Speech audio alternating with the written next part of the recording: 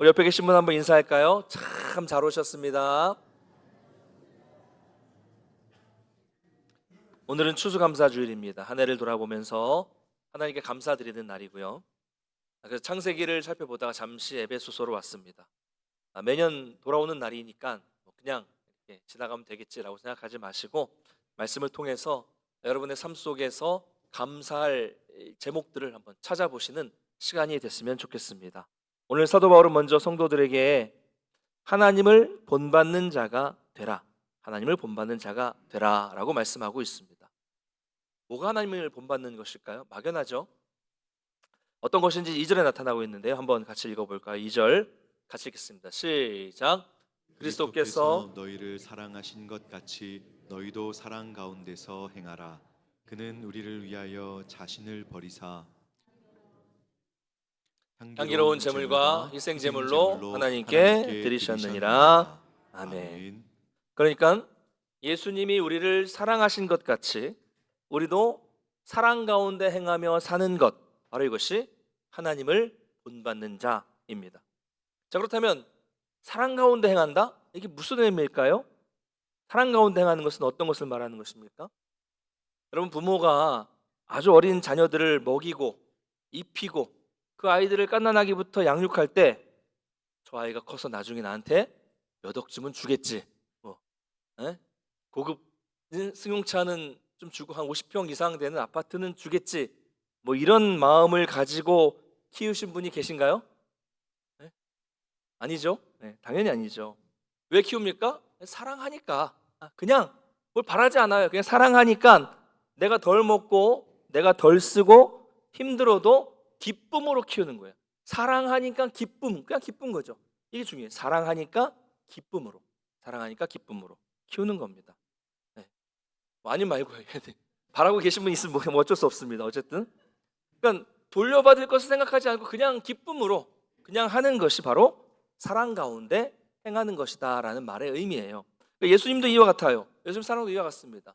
그렇기 때문에 우리를 위해서 오늘 말씀처럼 향기로운 제물, 향기로운 희생 제물이 되셔서 자신을 하나님께 드린 겁니다. 그냥 사랑하니까 기쁨으로 기꺼이 드린 거예요. 그럼 먼저 우리는 이 큰 사랑을 받은 사람이라는 것을 믿으시길 바랍니다. 사랑을 이미 받았어요. 사랑을 받은 우리는 하나님을 본받는 자가 되라는 겁니다. 사랑으로 하라는 거예요. 사랑도요, 여러분, 받은 사람이 사랑을 베풀 수 있는 겁니다. 어떻게 하는 것이 사랑하는 것인지를 보고 어떻게 하는 것이 사랑하는지를 배우고 그 배운 것을 그대로 자기도 그냥 자연스럽게 하게 되는 겁니다. 본대로 행하게 되어 있는 거예요. 하나님의 사랑을 우리가 알고 받았고 깨달았다면 그 사랑을 베풀며 사는 삶이 바로 하나님을 본받는 삶입니다. 그러므로 여러분, 교회를 섬기는 것, 또 봉사를 하는 것도 이렇게 사랑 가운데 하나님에 대한 사랑을 받아서 기쁨으로, 사랑 가운데 기쁨으로 하는 것이 봉사예요. 여러분, 예수님을 사랑하는 마음으로 기쁨으로 뭔가 내가 보상을 받거나 내가 뭔가 돌려받을 것을 생각하지 않고 교회를 섬기는 것이 진정한 봉사죠. 여러분 어떠십니까? 여러분 왜 섬기고 계십니까? 곧 이제 저희도 임명을 하게 될 텐데 목사가 12월에 종이 이렇게 딱 나눠주면서 임명을 하니까 하는 겁니까? 아니면 주변에서 너 이제 할 때쯤 됐어라고 하니까 시키니까 하는 것입니까? 아니죠. 하나님을 사랑하니까 그 받은 사랑을 기억하면서 기쁨으로 사랑 가운데 자연스럽게 사랑의 마음으로 섬기는 것이 봉사예요.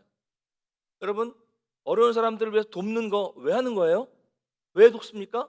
성탄절 시즌이 곧 되죠. 또 불이웃 성금을 할 때나 또 재해가 있어서 재해를 당한 사람들을 위해서 성금을 하는 게 왜 하는 거예요? 왜 하는 거예요?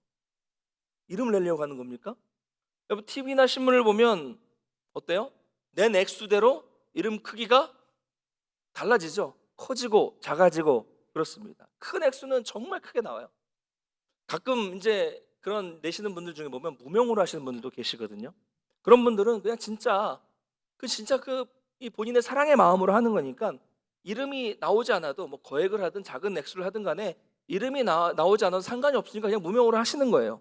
근데 마치 그런들 보면 광고하는 것처럼 금액 크기가 글씨 크기와 비례하는 경우를 많이 보게 됩니다. 좀 안타까운 부분이 있어요. 어떤 학교에 가니까요, 건물 한쪽, 제일 잘 큰 건물, 사람들 많이 이용하는 건물 한편에 벽 전체에 큰 게시판이 생겼더라고요. 거기에는 학교를 위해서 후원한 단체, 교회, 개인 이름이 쫙 나옵니다. 어떻게 나오는지 아세요? 몇 억 이상은 이쪽 끝에 크게, 3억은 좀 작게, 2억 더 작게, 1억 작게, 몇 천만 원 더 작게. 이 오른쪽으로 갈수록 글씨가 점점 작아지고 저 끝에는 깨알 같은 글씨로 작아졌어요. 저는 좀 보면서 어느 학교인지 말하지 않겠습니다만은 충격을 받았어요. 사실 야, 이 제정신인가, 저걸 만들자고 한 사람이 도대체 누굴까 싶은 생각이 들었습니다. 아니, 이름 내려고 혼합니까? 여러분, 헌금도 마찬가지입니다. 주보 이름 내려고 하는 거 아니잖아요. 우리가 주보에 헌금 명단을 내는 이유는 뭐예요? 이거 이유 모르시는 분 계시나요? 네. 헌금을 내신 분이 자기 이름이 혹시 빠지진 않았는가 확인하기 위해서 주보에 이름을 올리는 겁니다. 무슨 헌금했다 했다. 뭐 과시하기 위한 것도 아니고 누군 했으니 당신들도 좀 해라 이렇게 하는 게 아니라 혹시 모를 일이 생길 수 있기 때문에 그 자신의 이름을 확인하라고 해서 오래된 이 교회들이 다 그렇게 하고 있어요. 대부분 교회들이 그렇습니다. 그렇게 하고 있습니다. 오래된 뭐 관례이니까.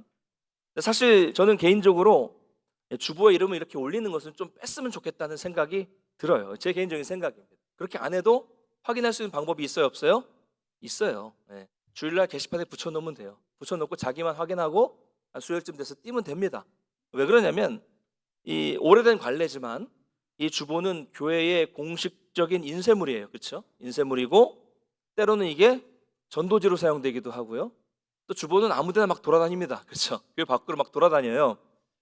그런 주보에 우리 개인 누가 무슨 헌금을 했던 이런 개인의 정보가 들어가 있는 이름을 막 빼곡하게 올리는 것이 과연 맞는가? 주보에 꼭 올려야 되는 일인가 싶은 생각이 들어요. 그래서 여러분도 한번 고민해 보시면 좋겠고요. 어쨌든 제가 여기서 드리고 싶은 말씀은 헌금을 할 때도 누군가를 의식하는 게 아니라 정말 하나님 앞에 우리가 진실한 마음으로 드려야 한다는 겁니다. 당연한 거죠. 헌금은 하나님께 드리는 거니까 진실하게 하나님께 드리시고 다른 사람 의식하지 마시고 나와 하나님과의 이 비밀스러운 관계만 생각하시고 절대로 사람을 의식하지 않으셨으면 합니다. 또 헌금 말고 헌물을 하시는 경우도 있어요. 가끔 헌금이 아니라 헌물로 물건을 이렇게 헌물해 주시는 분들이 계세요. 이게 참 어려운 문제예요. 뭐 강대상, 뭐 성찬 관련된 것들, 마이크, 뭐 주보, 대, 뭐 피아노, 뭐 오르간, 참 감사한 일이죠. 감사한 일입니다. 몇 년 전에, 오래전에, 아주 오래전에 어떤 교회에서 오르간을 권사님 몇 분이 이렇게 모으셔서 헌물을 하신 적이 있었어요. 헌당할 때 이렇게 한 30년 전이니까 30년 전에 오르간이 비용이 작은 금액이 아니거든요. 그러니까 한 뭐 몇 천만 원 되는 거를 몇 분이 하셨으니 얼마나 그때 그분들의 마음에 감동이 있었으면, 은혜가 넘쳤으면 그렇게 큰 금액을 모아서 하셨겠습니까? 이 쉬운 일이 아니에요. 마음에 감동이 있었기 때문에 한 일, 감사한 일입니다. 그런데 문제는 뭐냐면 이제 20년이 지나서 이제는 오르간을 더 이상 쓸 수 없게 됐어요. 근데 교회에서 이것을 어떻게 할 수가 없는 거죠. 어떻게 할 수가 없습니다. 그 사이에 몇 분 권사님들이 돌아가셨어요. 돌아가셨고 한 분 권사님이 남아 계셨는데 그 권사님 20년 동안 그 오르간을 보실 때마다 저를 만날 때마다 그래. 우리가 저거 했어. 내 동기들이 저거 했어. 이러시고요. 늘 예배 시간에 앉아 계시면 요 자리에 앉으세요. 이렇게 이쪽에 앉으셔서 목사를 보는 게 아니라 오르간을 이렇게 쳐다보고 계시면서 마음의 감동을 받으시며 은혜를 받으시는 거예요. 그런데 이걸 치워야 되는데 문제가 생긴 거죠. 못 치워요, 못 치워. 난리가 났습니다. 여러분 어떻습니까? 누구에게 드린 거예요? 하나님께 드렸으면 하나님의 것이죠. 내가 하나님께 감사하는 마음으로 드렸으면 그 다음은 어떻게 그것이 쓰이든지 맡기는 겁니다. 그렇죠? 물론 내가 그렇게 했는데 그거를 전혀 용도에 맞지 않게 이상한 데 사용된다면 그건 문제가 있어요. 그건 문제가 있겠지만 헌물을 하신 후에 이래라 저래라 저기다 놔라 잘 보이는 데 놔라 치우지 마라 이러면 문제가 큰 거예요. 그래서 보통 교회마다 리모델링을 하거나 교회 안에 기물을 바꾸게 될 때마다 한 번씩 큰 홍역을 치릅니다. 누구 마음대로 치웠어? 누구 허락받고 치워? 이런 일이 생기는 겁니다. 작은 거울부터 해서 강대상, 마이크, 화면, 뭐 의자, 뭐 찬양대 가운 다 그래요, 다. 여러분, 하나님께 드렸는데 이거는 마치 자기 거인 것처럼 자기의 소유권을 주장하는 것입니다. 여러분, 처음에 우리가 정말로 하나님을 사랑하는 마음으로 드렸다면 그 사랑하는 마음을, 그 기쁨으로 드린 것을 잘 간직하시면 돼요. 그리고 헌물을 보시면서 뭘 생각하면 좋습니까? 아, 내가 그때 정말 저렇게 성령 충만했었지.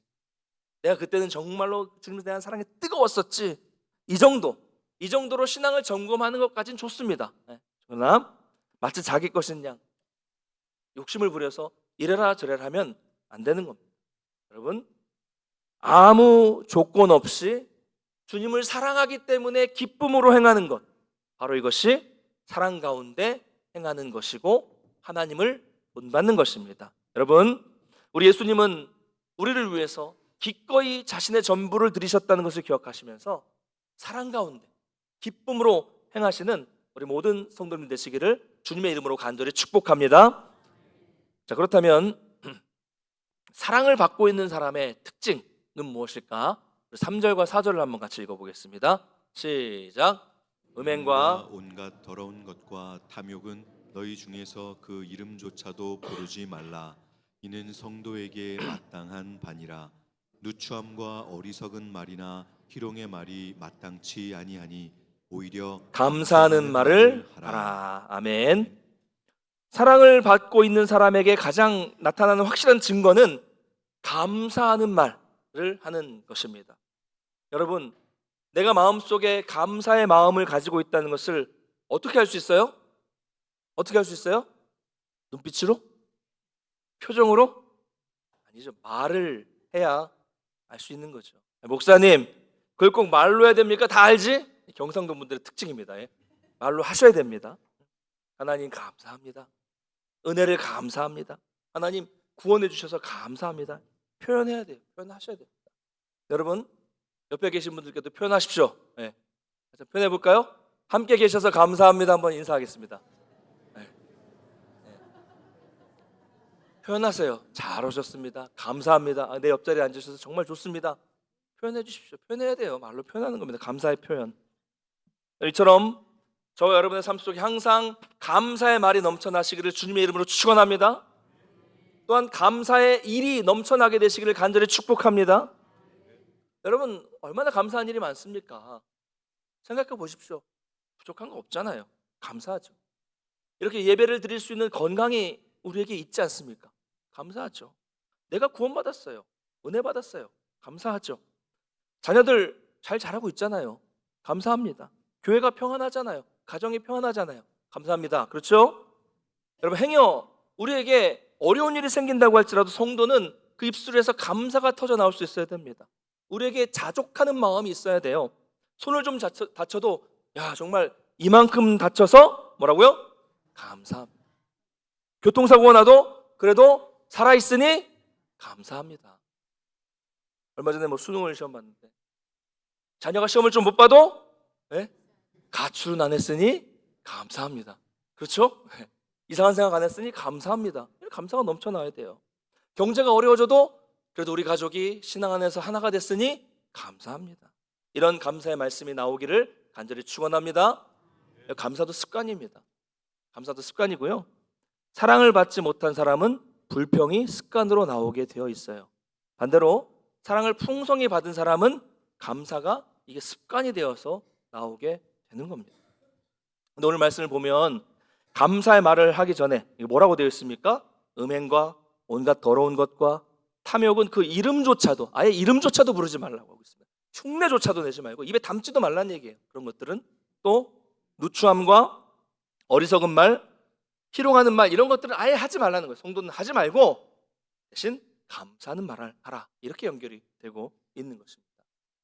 여러분, 오늘 이 말씀은 에베소 교회 성도들에게 주시는 말씀인데요.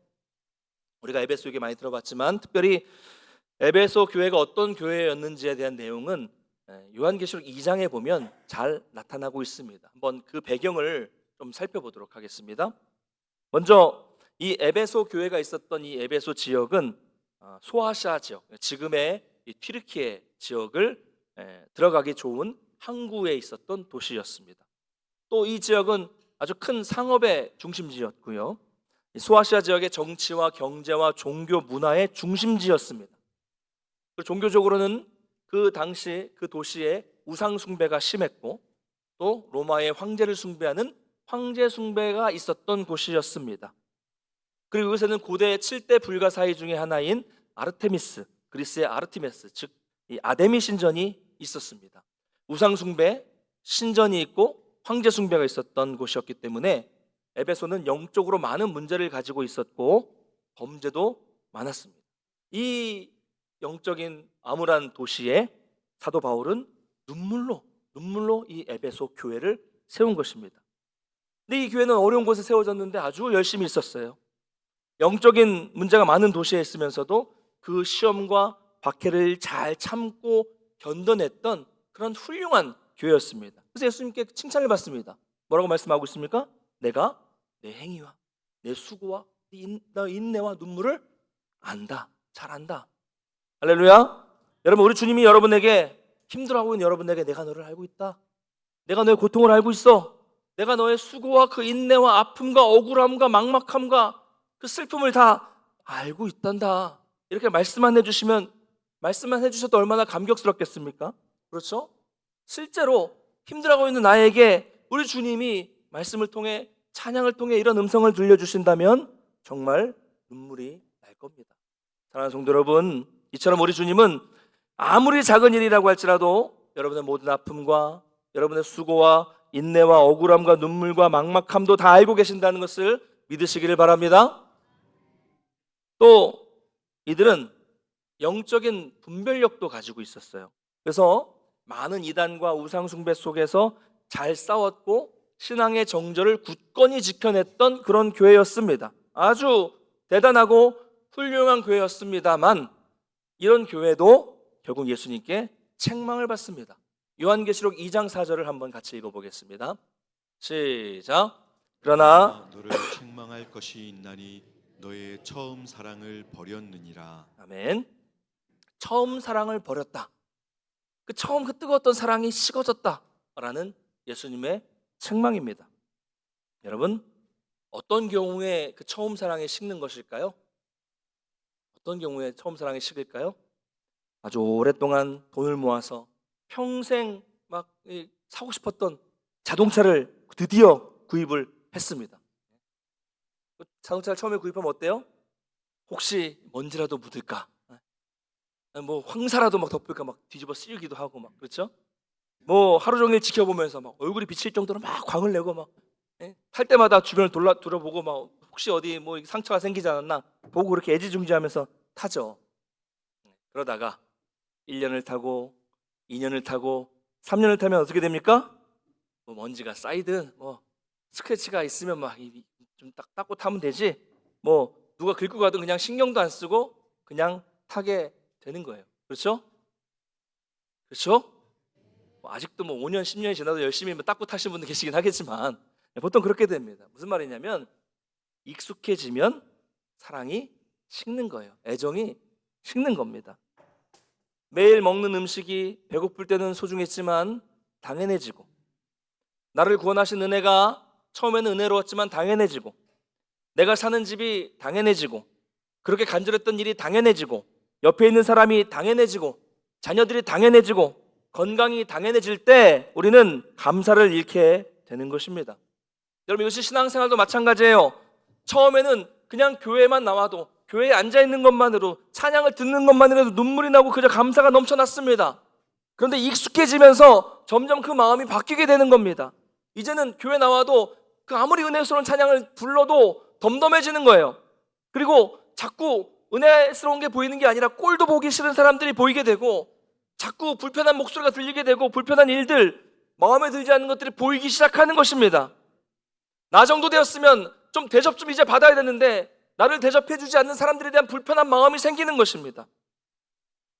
여러분, 바로 이것이 3절에 나오는 탐욕 때문에 생기는 마음입니다.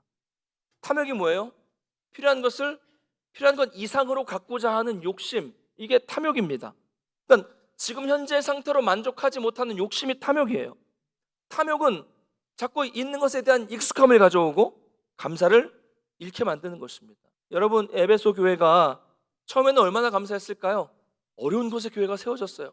근데 그 어려운 곳에서 시험과 박해와 어려움들을 다 이겨내고 이단을 몰아내고 승리했을 때 감사가 넘쳐났을 거예요. 야, 우리가 이런 일을 했구나. 감사하다.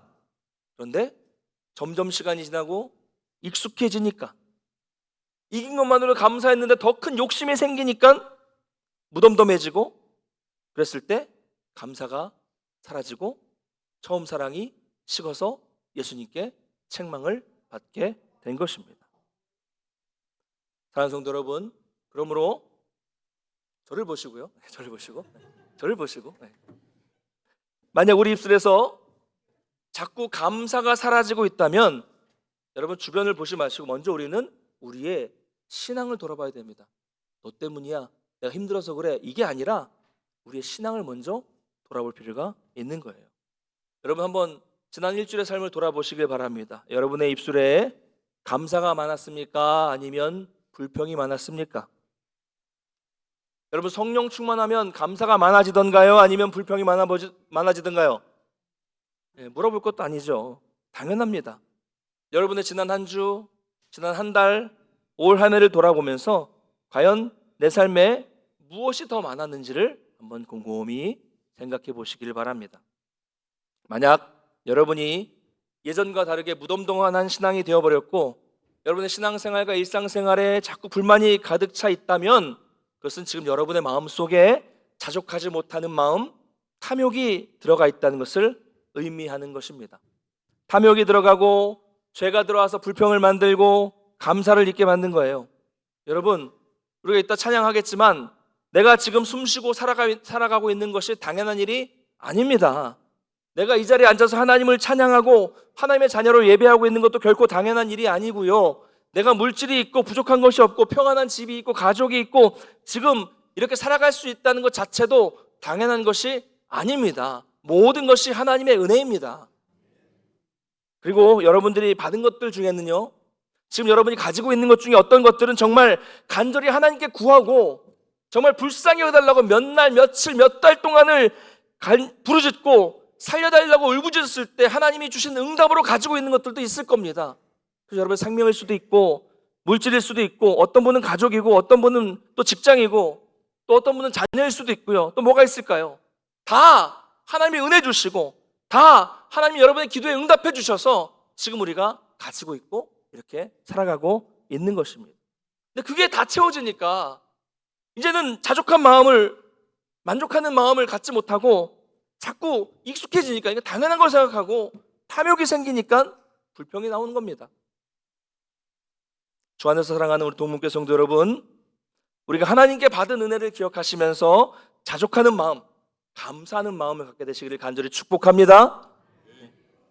찬양을 부르겠지만 은혜 말로만 외치는 것이 아니라 진심으로 찬양하고 고백하시길 바랍니다. 그래서 오늘 말씀에 나오는 음행, 더러운 것, 탐욕, 누추함, 어리석은 말, 희롱의 말, 아예 이것은 입에 올리지도 마시고 흉내조차도 내지 마십시오. 여러분, 이런 것들은요 전염병보다 무서워요. 퍼집니다. 특별히 우리 직분을 가지고 계신 분들 조심하셔야 돼요. 조심하셔야 됩니다. 주변에서 보고 배웁니다. 믿음이 연약한 자녀들이 다 봐요. 아이고, 우리 아빠가 교회에서는 집사님인데 집에서는 아니네. 다 보고 배워요. 배웁니다. 믿음이 연약한 사람들이요 옆에서 보고 배웁니다. 듣고 따라하게 됩니다. 그러므로 항상 우리의 입술에 찬양과 감사가 넘쳐나시기를 간절히 축복합니다. 마지막으로 6절과 7절 한번 읽어볼까요? 시작. 누구든지 헛된 말로 너희를 속이지 못하게 하라. 이로 말미암아 하나님의 진노가 불순종의 아들들에게 임하나니 그러므로 그들과 함께하는 자가 되지 말라. 아멘. 하나님은 하나님의 유업을 받지 못하는 자들과 함께하지 말라고 말씀하고 있습니다. 같이 그들과 멍에를 매지 말라는 이야기죠. 자, 그렇다고 해서 우리가 세상에 믿지 않는 친구들을 만나지 않을 수는 없겠죠. 그렇죠? 이 말씀은 만나지 말라는 것이 아니라 그들과 늘 함께하지 말라, 늘 같은 자리에 있지 말라, 같은 말을 하지 말라, 이런 의미예요. 왜 그렇습니까?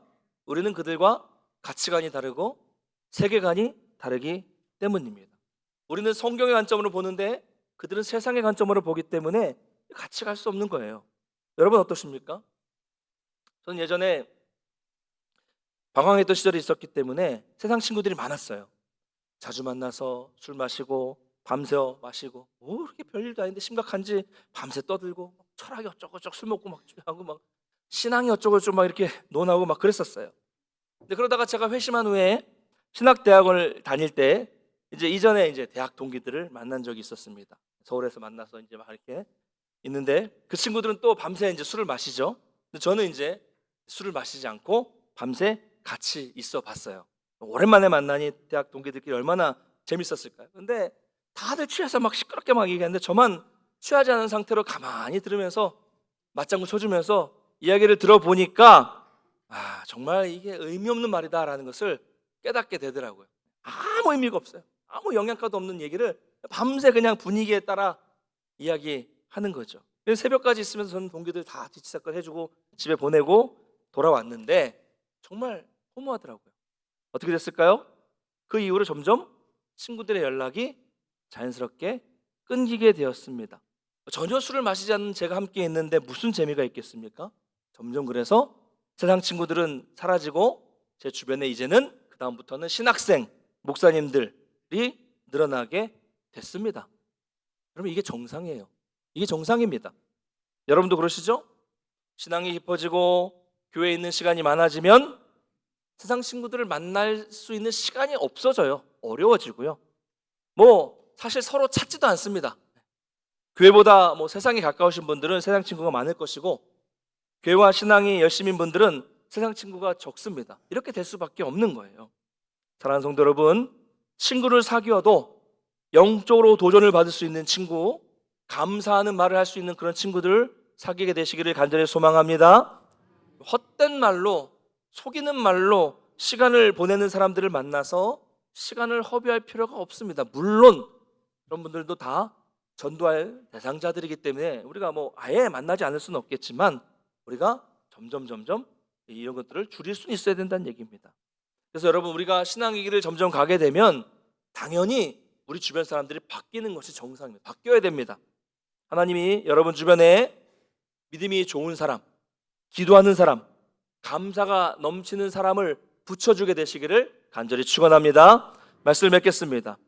여러분 오늘 추수감사주일을 맞이해서 우리가 당연하게 생각하고 감사를 잊고 살았던 것에 대해서 돌아보면서 다시 감사하는 시간을 갖게 되시기를 바랍니다. 여러분 감사의 고백, 감사의 말은 또 다른 감사를 생겨나게 합니다. 불평과 원망의 말은 또 다른 불평과 죄를 만들게 되어 있어요. 여러분 우리의 입술에 이 감사의 고백은 그대로 하나님에게 올라가서 더욱 많은 감사의 제목들을 풍성하게 베풀어 주신다는 것을 믿으시기 바랍니다. 그래서 감사의 고백으로 하나님이 베풀어 주신 풍성한 감사를 누리시고 그 감사를 흘려보낼 수 있는 축복의 통로가 되시기를 주님의 이름으로 간절히 축복합니다. 다 같이 일어나셔서